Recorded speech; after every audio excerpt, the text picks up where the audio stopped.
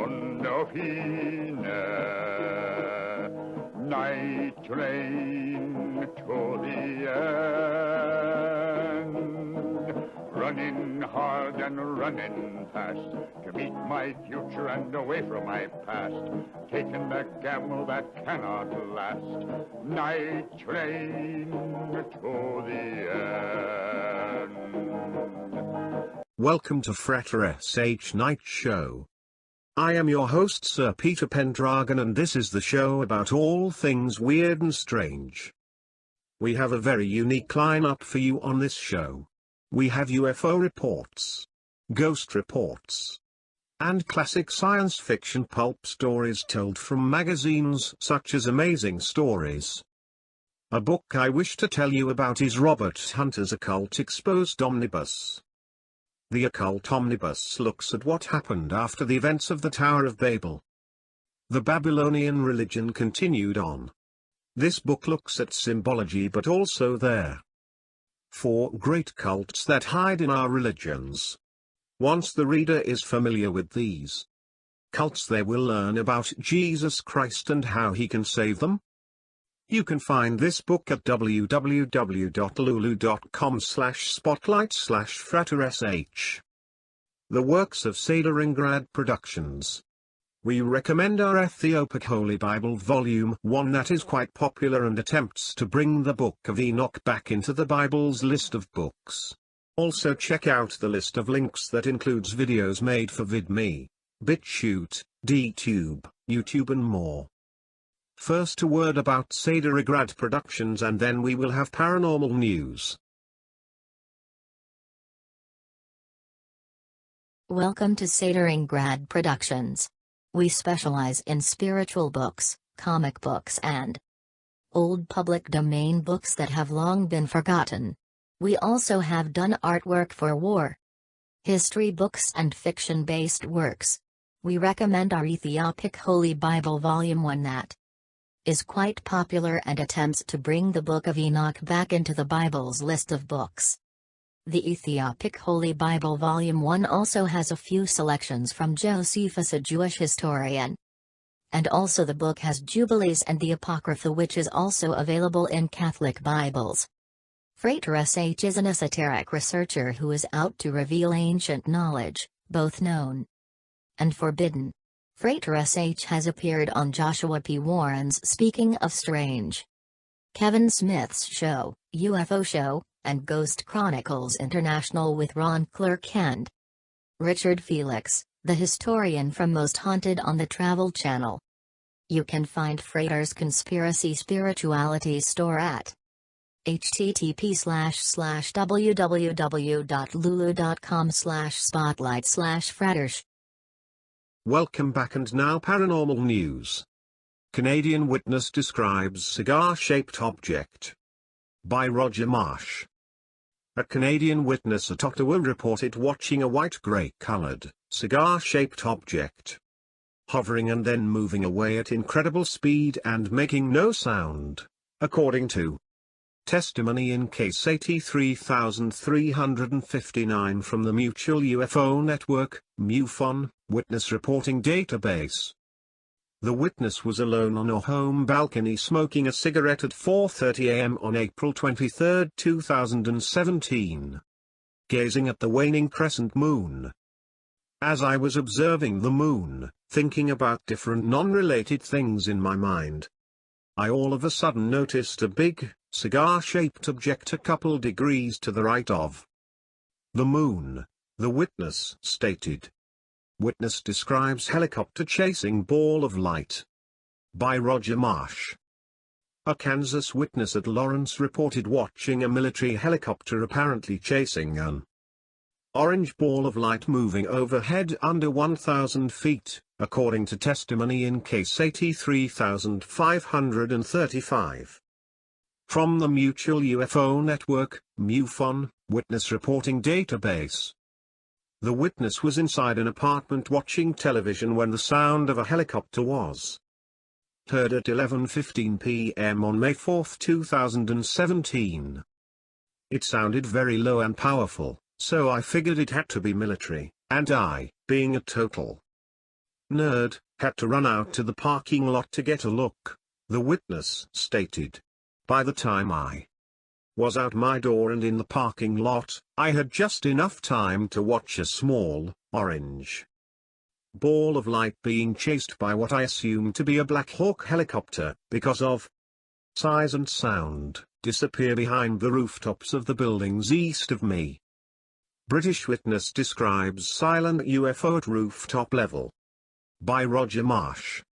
A British witness at Darlington reported watching a blue-white ball of light moving over local rooftops that shortly gained high speed and flew out of sight, according to testimony.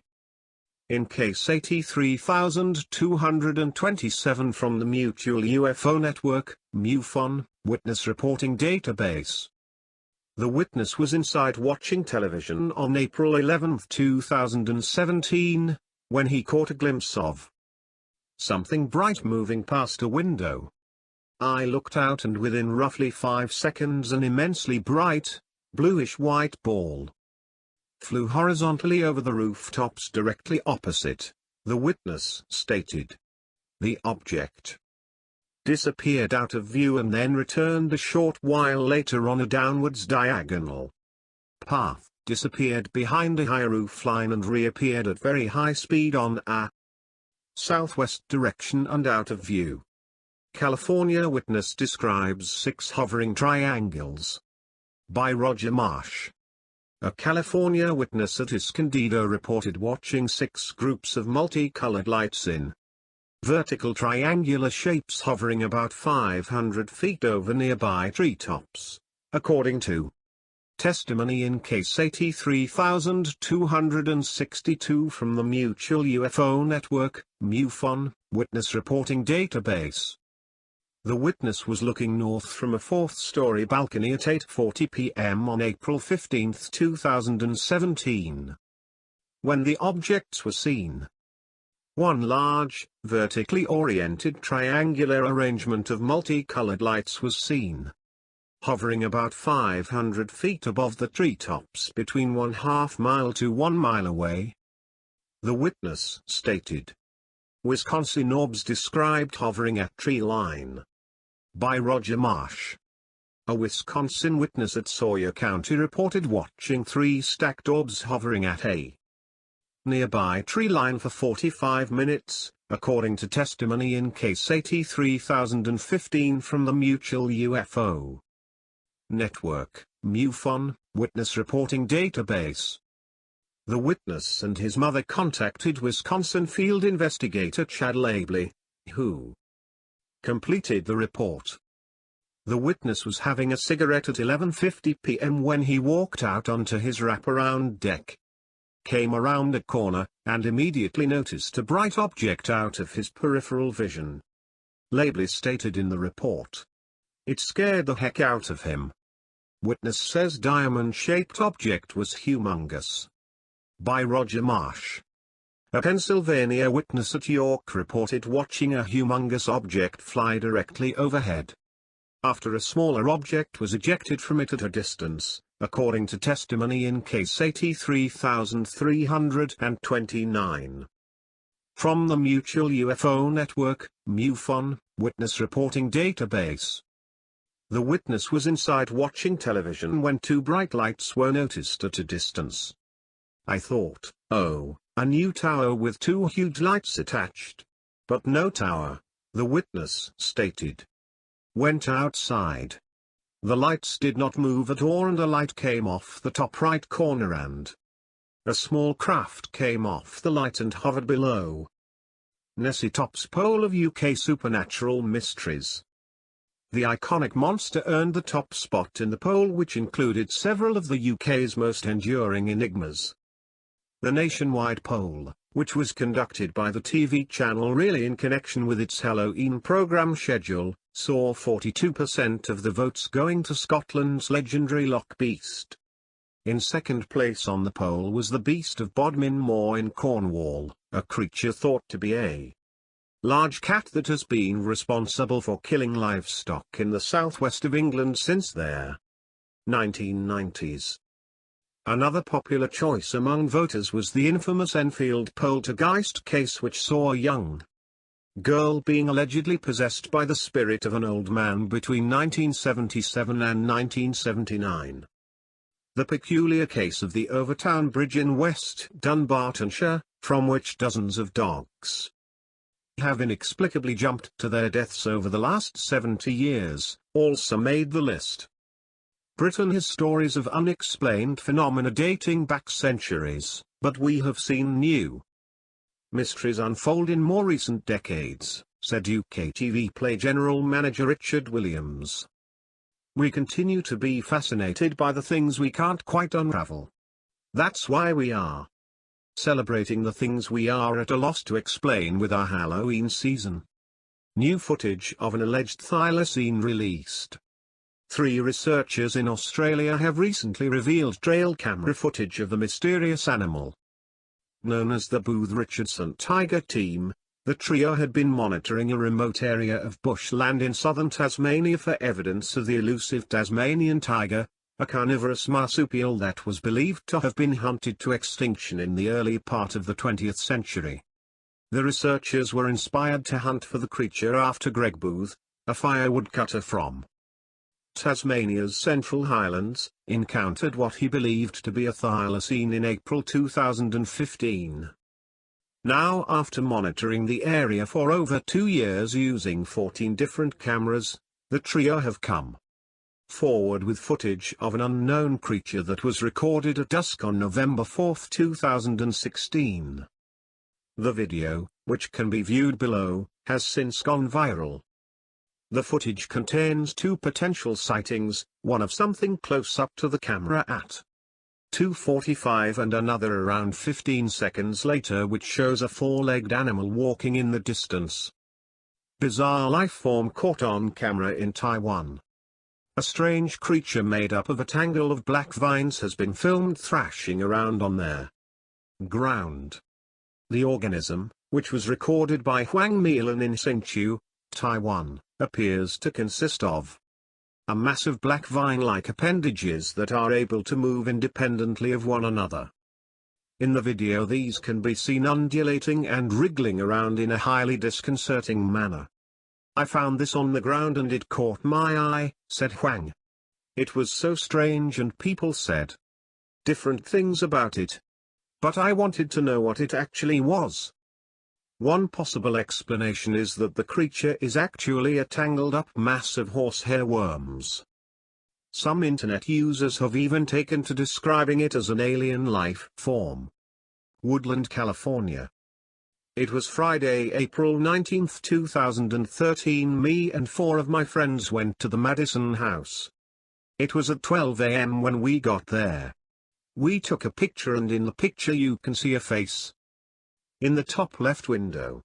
Me and my friends went back Tuesday, April 23, 2013, it was like at 12 p.m. and we went inside. When we got inside I felt something was wrong. We were looking around when we heard a sound coming from upstairs, and the sound was loud, like if they dropped something hard on the floor. So we ran out, got in the car and took off. On their picture you have to look really close to see it. Stella, Missouri. It was right before a severe thunderstorm hit on March 29. It was around 9 o'clock or so when it stormed. We were all outside watching it come in. Me and my neighbor were outside taking pictures. She took this photo of me and her, and we never looked back at it because it was a goof photo. Well, the next day, being Easter, my mum and I were out eating and flipping through the photos on my camera, and she had pointed out that there was something above our heads. We saw it, some sort of figure in the clouds, a demon it looked like. It was completely dark out. So it wasn't the sun or moon. It creeped us all out. And now a classic pulp story. Chapter 8. Venus in perilous proximity. The light of the returning sun soon extinguished the glory of the stars, and rendered it necessary for the captain to postpone his observations. He had sought in vain for further trace of the huge disk that had so excited his wonder on the first, and it seemed most probable that, in its irregular orbit, it had been carried beyond the range of vision. The weather was still superb. The wind, after veering to the west, had sunk to a perfect calm.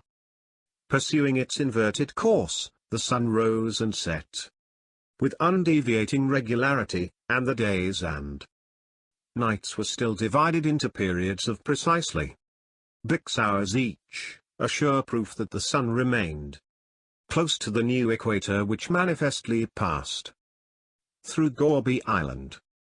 Meanwhile the temperature was steadily increasing. The captain kept his thermometers close at hand where he could repeatedly consult it, and on the 15th he found that it registered 50 degrees centigrade in the shade. No attempt had been made to rebuild the Gourbi, but the captain and Ben-Zoof managed to make up quarters sufficiently comfortable in the principal apartment of the adjoining structure, where their stone walls, that at first afforded a refuge from the torrents of rain, now formed an equally able shelter from the burning sun. The heat was becoming insufferable, surpassing the heat of Senegal and other equatorial regions. Not a cloud ever tempered the intensity of the solar rays, and unless some modification ensued, it seemed inevitable that all vegetation should become scorched and burnt off from the face of the island. In spite, however, of the profuse perspirations from which he suffered, Ben-Zoof, constant to his principles, expressed no surprise at the unwonted heat. No remonstrances from his master could induce him to abandon his watch from the cliff, to withstand the vertical beams of that noontide sun would seem to require a skill of brass and a brain of adamant, but yet, hour after hour, he would remain conscientiously scanning the surface of their Mediterranean, which, calm and deserted, lay out stretched before him. On one occasion, Servadac, in reference to Herr Orderly's indomitable perseverance, happened to remark that he thought he must have been born in the heart of equatorial Africa. To which Ben-Zoof replied, with the utmost dignity, that he was born at Montmartre, which was all the same.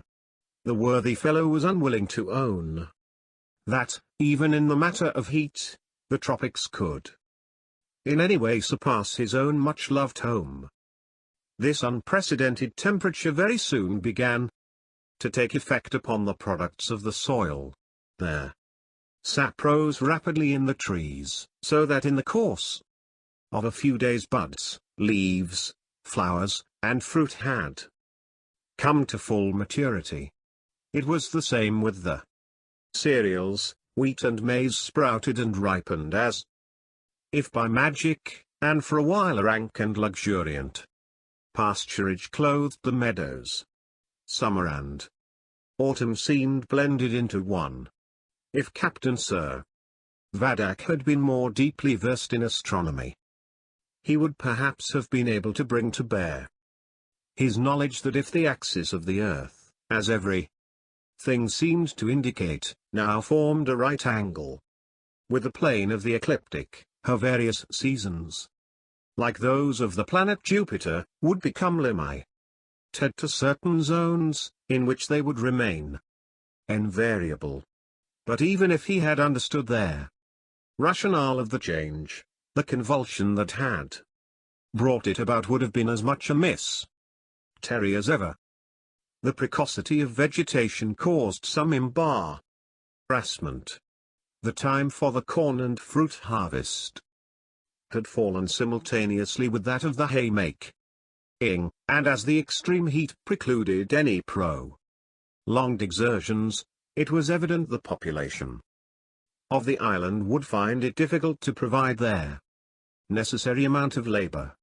Not that the prospect gave them much concern. The provisions of their Gorby were still far from exhausted, and now that the roughness of the weather had so happily subsided, they had every encouragement to hope that a ship of some sort would soon appear. Not only was that part of the Mediterranean systematically frequented by the government steamers that watched the coast, but vessels of all nations were constantly cruising off the shore. In spite, however, of all their sanguine speculations, no ship appeared. Ben Zoof admitted their necessity of extemporizing a kind of parasol for himself, otherwise he must literally have been roasted to death upon the exposed summit of their cliff. Meanwhile, Servadac was doing high three utmost, it must be acknowledged, with indifferent success, to recall the lessons of his school days. He would plunge into the wildest speculations in his endeavors to unravel the difficulties of the new situation, and struggled into a kind of conviction that if there had been a change of manner in the Earth's rotation on her axis, there would be a corresponding change in her revolution round the Sun, which would involve the consequence of the length of the year being either diminished or increased, independently of the increased and increasing heat. There was another very conclusive demonstration that the Earth had thus suddenly approached nearer to the Sun. The diameter of the solar disk was now exactly twice what it ordinarily looks to the naked eye. In fact, it was precisely such as it would appear to an observer on the surface of their planet Venus. The most obvious inference would therefore be that the Earth's distance from the Sun had been diminished from 91 million to 66 million. 18. Amazing stories. Miles. If the just equilibrium of the Earth had thus been destroyed, and should this diminution of distance still continue, would there not be reason to fear that the terrestrial world would be carried onwards to actual contact with the Sun, which must result in its total annihilation? The continuance of the splendid weather afforded Servadac every facility for observing the heavens. Night after night, constellations in their beauty lay stretched before his eyes, an alphabet which, to his mortification, not to say his rage, he was unable to decipher. In the apparent dimensions of their fixed stars, in their distance, in their relative position with regard to each other, he could observe no change.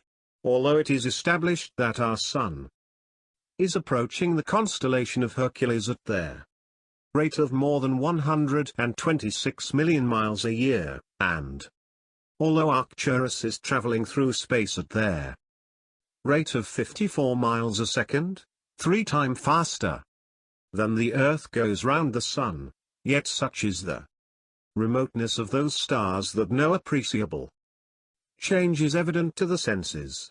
The fixed stars taught him nothing. Far otherwise was it with the planets.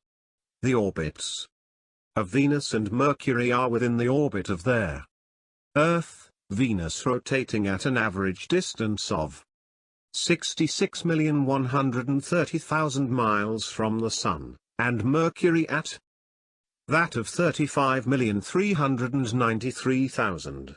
After pondering long, and as profoundly as he could, upon these figures, Captain Servadac came to the conclusion that, as the Earth was now receiving about double the amount of light and heat that it had been receiving before the catastrophe, it was receiving about the same as the planet Venus. He was driven, therefore, to the estimate of the measure in which the Earth must have approximated to the Sun, a deduction in which he was confirmed when the opportunity came for him to observe Venus herself in the splendid proportions that she now assumed.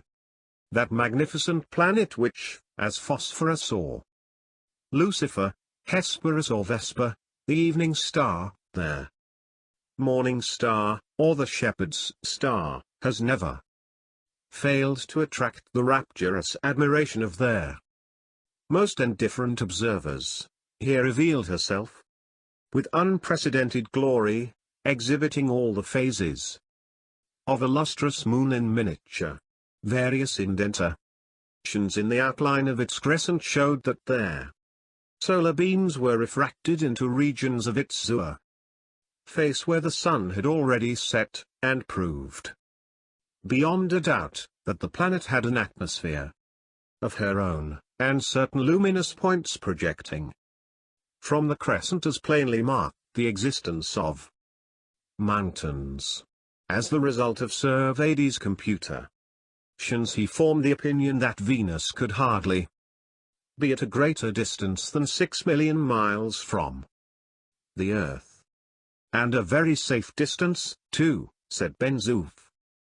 When his master told him the conclusion at which he had arrived. All very well for two armies, but for a couple of planets not quite so safe, perhaps, as you may imagine. It is my impression that it is more than likely we may run foul of Venus, said the captain. Plenty of air and water there, sir? Inquired their orderly.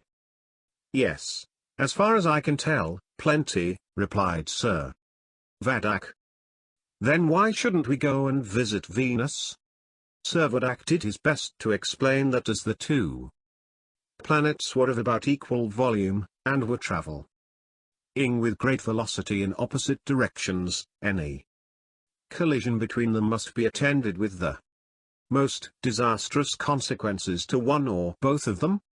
But Ben-Zoof failed to see that, even at the worst, the catastrophe could be much more serious than the collision of two railway trains. The captain became exasperated. You idiot! He angrily exclaimed, cannot you understand that the planets are traveling 1,000 times faster than the fastest express, and that if they meet, either one or the other must be destroyed? What would become of your darling Montmartre then? The captain had touched a tender chord. For a moment Ben-Zoof stood with clenched teeth and contracted muscles, then, in a voice of real concern, he inquired whether anything could be done to avert the calamity. Nothing whatever, so you may go about your own business, was the captain's brusque rejoinder. All discomfited and bewildered, Ben-Zoof retired without a word. During the ensuing days the distance between the two planets continued to decrease, and it became more and more obvious that the Earth, on her new orbit, was about to cross the orbit of Venus. Throughout this time the Earth had been making a perceptible approach towards Mercury, and that planet, which is rarely visible to the naked eye, and then only at what are termed the periods of its greatest eastern and western elongations, NW, appeared in all its splendor. It amply justified their epithet of sparkling which the ancients were accustomed to confer upon it, and could scarcely fail to awaken a new interest. The periodic recurrence of its phases, its reflection of the sun's rays, shedding upon it a light and a heat 7 times greater than that received by the earth, its glacial and its torrid zones, which, on account of the great inclination of the axis, are scarcely separable, its equatorial bands, its mountains 11 miles high, were all subjects of observation worthy of their most studious regard. But no danger was to be apprehended from Mercury. With Venus only did collision appear imminent. By the 18th of January the distance between that planet and the Earth had become reduced to between 2 and 3 millions of miles, and their intensity of its light cast heavy shadows from all terrestrial objects. It might be observed to turn upon its own axis in 23 hours 21 minutes, an evidence, from the unaltered duration of its days, that the planet had not shared in their disturbance. On its disk the clouds formed from its atmospheric vapor were plainly perceptible, as also were the 7 spots, which, according to Bayan Chini, are a chain of seas. It was now visible in broad daylight. Bonaparte, when under the Daruk Tory, once had his attention called to Venus at noon, and immediately hailed it joyfully, recognizing it as his own peculiar star in the ascendant. Captain Servadac, it may well be imagined, did not experience the same gratifying emotion. On the 20th, the distance between the two bodies had again sensibly diminished. The captain had ceased to be surprised that no vessel had been sent to rescue himself and his companion from their strange imprisonment. The Governor-General and the Minister of War were doubtless far differently off on a comet 19 occupied, and their interests far otherwise engrossed. What sensational articles, he thought, must now be teeming to the newspapers. What crowds must be flocking to the churches. The end of their world approaching. The great climax close at hand. 2 days more, and the earth, shivered into a myriad atoms, would be lost in boundless space. These dire forebodings, however, were not times to be realized. Gradually the distance between the two planets began to increase, the planes of their orbits did not coincide, and accordingly the dreaded catastrophe did not ensue. By the 25th, Venus was sufficiently remote to preclude any further fear of collision. Ben Zoof gave a sigh of relief when the captain communicated the glad intelligence. Their proximity to Venus had been close enough to demonstrate that beyond a doubt that planet has no moon or satellite such as Cassini, Shortman, Limoges, Montbaron, and some other astronomers have imagined to exist. Had there been such a satellite, said Servadac, we might have captured it in passing. But what can be there? Meaning, he added seriously, of all this displace meant of the heavenly bodies? What is that great building at Paris, Captain? With the top like a cap? Asked Ben Zoof. Do you mean the observatory? Yes, the observatory. Are there not people living in the observatory who could explain all this? Very likely, but what of that? Let us be philosophers, and wait patiently until we can hear their explanation. Servadac smiled. Do you know what it is to be a philosopher, Ben Zoof? He asked.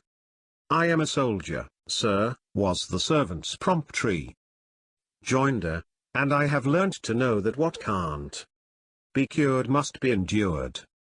The captain made no reply, but for a time, at least, he desisted from puzzling himself over matters which he felt he was utterly incompetent to explain.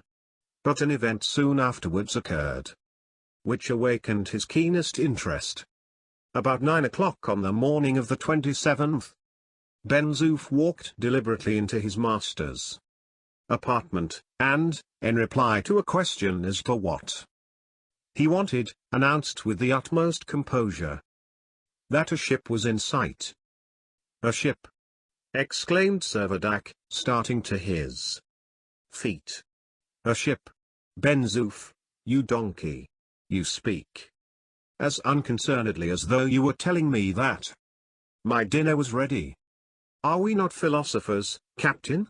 said their orderly. But the captain was out of hearing. Chapter 9. Inquiries unsatisfied. Fast as his legs could carry him, Servadac had made his way to the top of the cliff. It was quite true that a vessel was in sight, hardly more than 6 miles from the shore, but owing to the increase in the Earth's convexity, and the consequent limitation of the range of vision, the rigging of the top masts alone was visible above the water. This was enough, however, to indicate that the ship was a schooner, an impression that was confirmed when, 2 hours later, she came entirely in sight. "The Dobryna!" exclaimed Servadac, keeping his eye unmoved at his telescope. "Impossible, sir," rejoined Ben Zoof, "there are no signs of smoke." "The Dobryna?" repeated the captain, positively. "She is under sail, but she is Count Timasheff's yacht." He was right. If the Count were on board, a strange fatality was bringing him to the presence of his rival. But no longer now could Servadac regard him in the light of an adversary. Circumstances had changed, and all animosity was absorbed in the eagerness with which he hailed their prospect of obtaining some information about their recent startling and inexplicable events. During their 27 days that she had been absent, their Dobryna, he conjectured, would have explored their Mediterranean, would very probably have visited Spain, France, or Italy, and accordingly would convey to Gourbi Island some intelligence from one or other of those countries. He reckoned, therefore, not only upon ascertaining the extent of the late catastrophe, but upon learning its cause. Count Timasheff was, no doubt, magnanimously coming to the rescue of himself and his orderly. The wind being adverse, the Dobryna did not make very rapid progress, but as the weather, in spite of a few clouds, remained calm, and the sea was quite smooth, she was enabled to hold a steady course. It seemed unaccountable that she should not use her engine, as whoever was on board would be naturally impatient to reconnoiter the new island, which must just have come within their view. The probability that suggested itself was that the schooner's fuel was exhausted. Servadac took it for granted that the Dobryna was endeavoring to put in. It occurred to him, however, that the Count, on discovering an island where he had expected to find the mainland of Africa, would not unlikely be at a loss for a place of anchorage. The yacht was evidently making her way in the direction of the former mouth of the Shelif, and the captain was struck with the idea that he would do well to investigate whether there was any suitable harbor towards which he might signal her. Zephyr and Galette were soon saddled, and in 20 minutes had carried their riders to their western extremity of the island, where they both dismounted and began to explore the coast. They were not long in ascertaining that on their farther side of the point there was a small well-sheltered creek of sufficient depth to accommodate a vessel of moderate tonnage.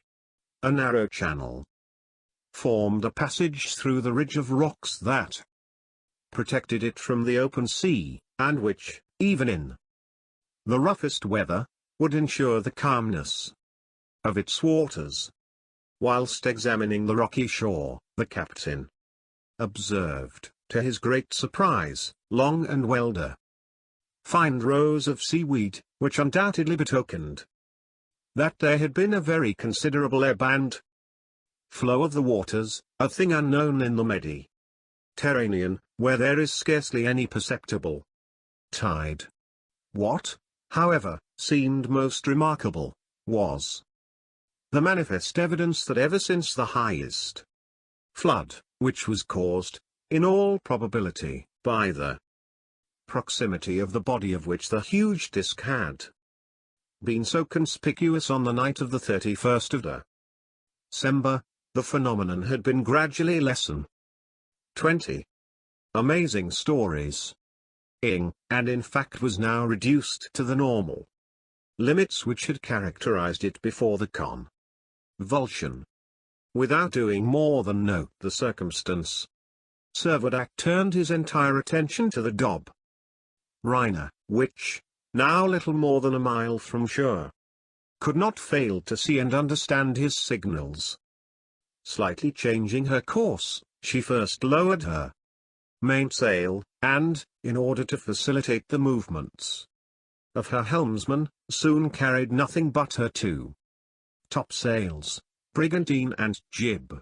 After rounding their peak, she steered direct for the channel to which Servadac by his gestures was pointing her, and were not long in entering the creek. As soon as the anchor, embedded in the sandy bottom, had made good its hold, a boat was lowered. In a few minutes more Count Timushkov had landed on the island. Captain Servadac hastened towards him. "First of all, Count," he exclaimed impetuously, "before we speak one other word, tell me what has." The Count, whose imperturbable composure presented a singular contrast to the French officer's enthusiastic vivacity, made a stiff bow, and in his Russian accent replied, "First of all, permit me to express my surprise at seeing you here. I left you on a continent, and here I have the honor of finding you on an island.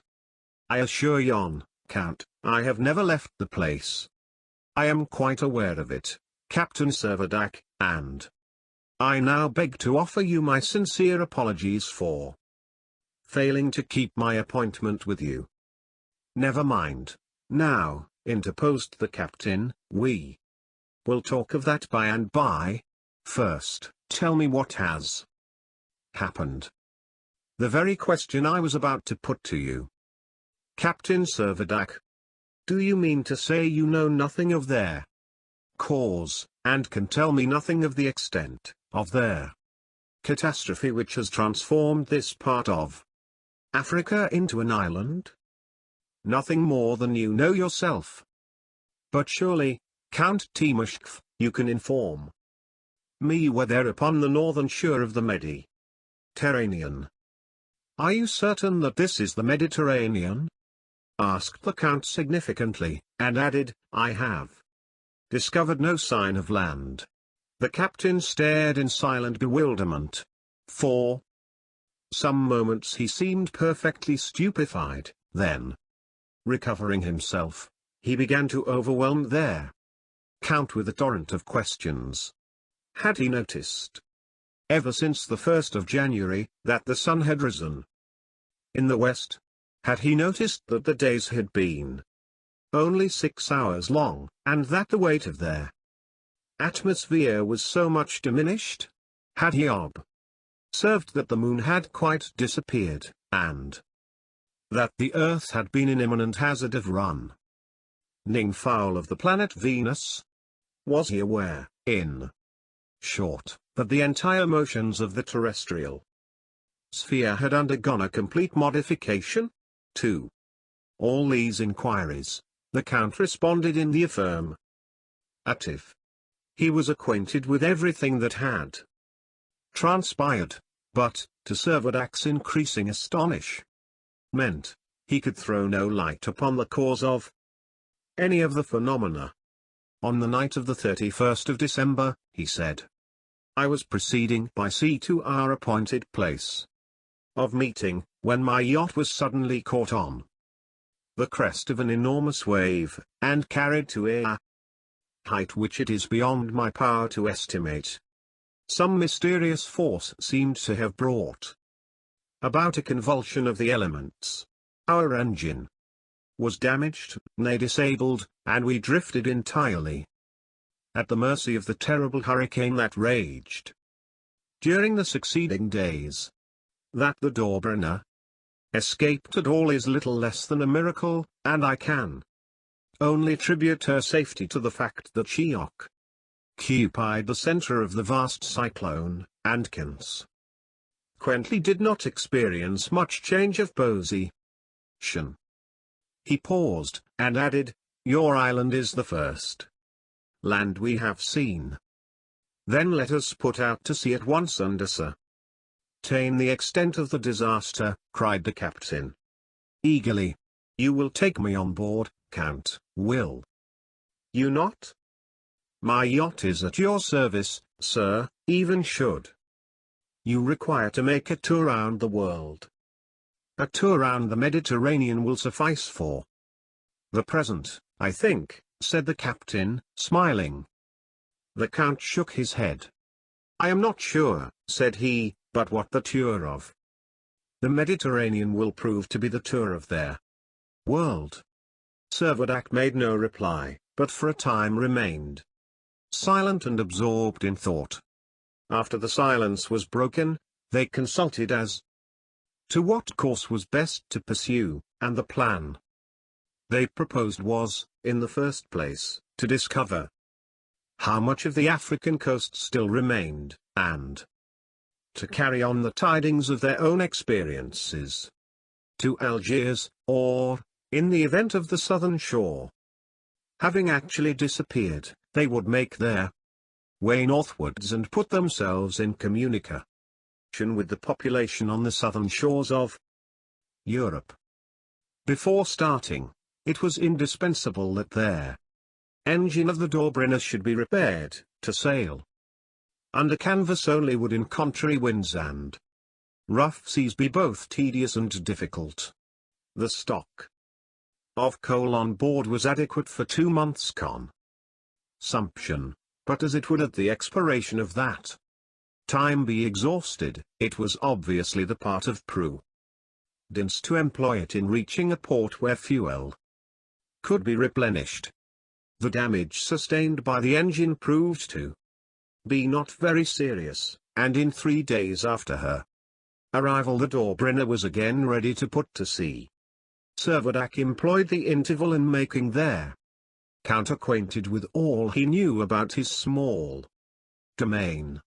They made an entire circuit of the island, and both agreed that it must be beyond the limits of that circumscribed territory that they must seek an explanation of what had so strangely transpired. It was on the last day of January that the repairs of the schooner were completed. A slight diminution in the excessively high temperature which had prevailed for the last few weeks was the only apparent change in the general order of things, but whether this was to be attributed to any alteration in the earth's orbit was a question which would still require several days to decide. The weather remained fine, and although a few clouds had accumulated and might have caused a trifling fall of their barometer, they were not sufficiently threatening to delay the departure of the Daubrenner. Doubts now arose, and some discussion followed. Off on a comet. 21. Whether or not it was desirable for Ben Zoof to accompany his master. There were various reasons why he should be left behind, not the least important being that the schooner had no accommodation for horses, and the orderly would have found it hard to part with Zephyr, and much more with his own favorite galette.